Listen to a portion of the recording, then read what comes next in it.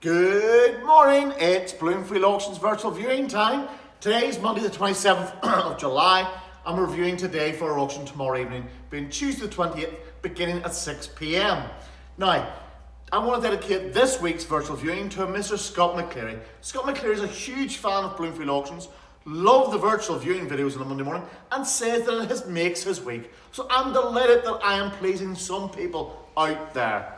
Now, this week we have a lot of different things in, as most weeks, but we have a different number of collections in. We have one single owner collection of cameras collected for the past number of decades, all without reserve. We have a single owner collection of watches, never worn, just somebody who collected watches.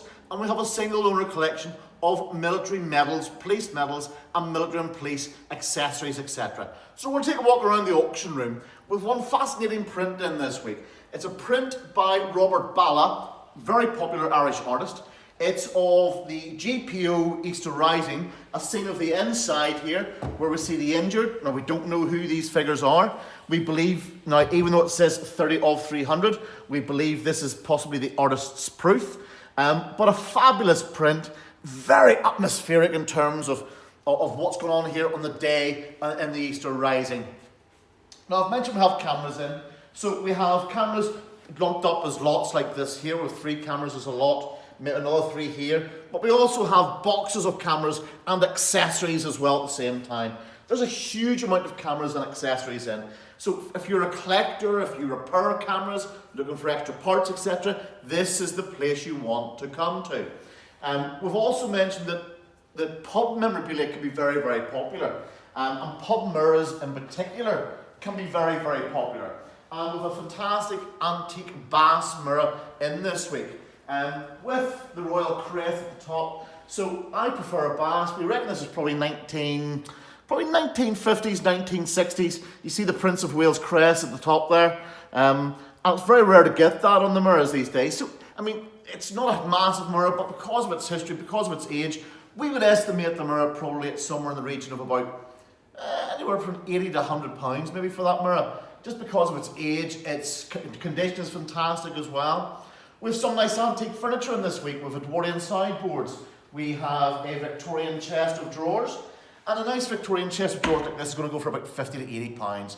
There is different styles, different sizes, but for something like this, in the condition it's in, 50 to 80, maybe a tad more, who knows. With this lovely, what's called a chest on chest.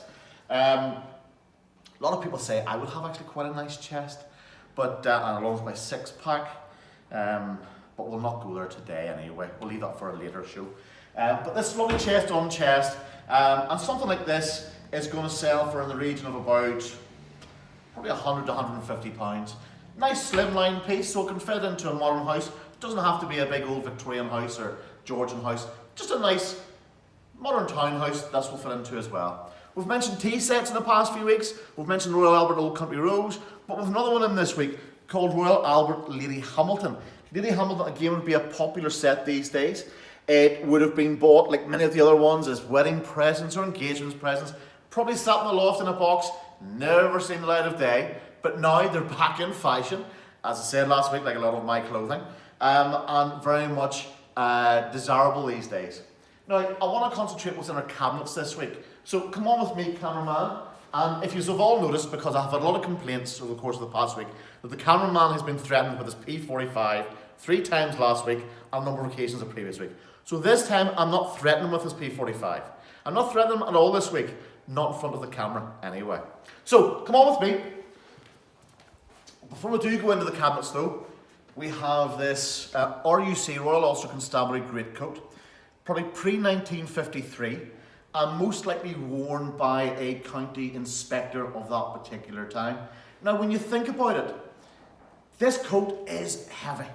An inspector would have worn this, and if you think about all the other regalia that a policeman had to wear, and let's say the rain was coming down, this would have been absolute ton weight. I don't know how those guys and gals wore it those days, but fair play to them. But come on with me, cameraman. And before we do come into the cameras, if we just look at the single owner collection of medals and badges and death plaques, etc., we have from the First World War, the Boer War, Crimea War, Second World War. We have an SAS regalia there at the very, very bottom as well. We move across into army badges with police badges, RUC. This is a very fascinating box here, actually. This box here, cameraman. It's photographs from the 80s and 90s of Belfast, of soldiers, of bombings, of all sorts. A great tale in time, taken at the time of what Belfast was like before most of us knew what it was like as adults. We also have some weapons in this week. We have 2 antique pistols.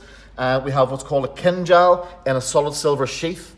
We have epaulets and a letter from, at that particular time, Deputy Chief Constable of the RUC, Colin Cramphorn. And this is a letter to Jim MacDonald, who was head of the Police Federation. And this has got to do with the epaulets and the changeover from RUC to PSNI. Once again, a great piece of our history, a great piece of our police history as well. So come on with me. I've mentioned we have single owner collection of watches, and when we look along here, we're very sort of retro watches, 1980s, 1990s watches. We're selling them in lots here. These lots are going to go for £30 to £50 per lot. 1, 2, 3, 4, different lots there. Great, great collection of watches too. So, 4 more pieces to show you. One of the most, in my view, fascinating pieces this week is this World War I German helmet. I'll tell you why. World War I German helmets we can get all the time, but this one's slightly different. Why? Because we have the bullet hole entry here, just here where the bullet has went in, and we have the exit wound where the bullet has come out the other side. This is fascinating. This is great. You wonder who the German was, who shot the German, how did the helmet come off his head. Fantastic piece of history. Again, some really nice pieces of jewellery in. We sold last week a lovely aquamarine and diamond ring. I have another one in this week, and I have a sapphire and diamond cluster in this week, as well as numerous other pieces, of course. But we have these 2 rings in this week. This one's estimated slightly less than the one last week, at sort of around about £800 to £1,000. The sapphire and diamond rings, £600 to £800. Going to the shop, you're into thousands of pounds for these 2 rings. And then the final piece I want to show you is we sell a lot of Masonic stuff. This is a 9-carat gold, solid 9-carat gold Masonic pendant from Mazarine Lodge. Lodge number, let me see if I can see it here without my glasses, and I can't. But fantastic 9-carat gold Masonic pendant with other 9-carat gold Masonic pieces in this week as well. So go through our Facebook page and saleroom.com as well. Listen, thanks for watching, folks. Again, it's dedicated to Scott McCleary this week. Thanks for him being my biggest fan. If you want to mention our dedication each week, send us an email in, get in contact with us. But until next time, go for sold at Bloomfield Auctions.